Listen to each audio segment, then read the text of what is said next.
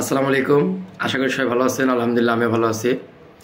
তো আরেকটা নিউজ হলো, আমি আজকে সকালবেলা যেটা বলেছিলাম সেটা হলো যে এসএসসি পরীক্ষার্থীদের জন্য ডাচ বাংলা ব্যাংক ৬৭,০০০ টাকা উপবৃত্তি প্রদান করতেছে। উপবৃত্তির একটা ব্যবস্থা করছে, এটা ৬ আগস্ট পর্যন্ত থাকবে। তো শুধু কি তারাই পাবে? আর ইন্টারে যারা পরীক্ষা দিল, পরীক্ষা দিয়ে অনার্সে ভর্তি হবে, তারা কি পাবে না? হ্যাঁ, তারাও পাবে।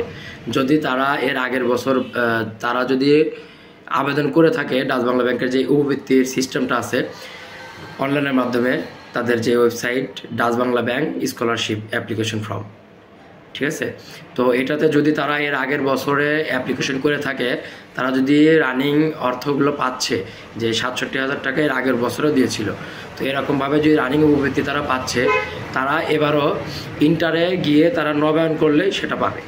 তো এটা কিভাবে করতে হবে সেটা অনলাইনে দেখে নিতে পারেন, অথবা আমাকে দিয়েও করে নিতে পারেন প্রয়োজনীয় ডকুমেন্টস দিয়ে। তো আশা করি বুঝতে পারছেন। আল্লাহ হাফেজ।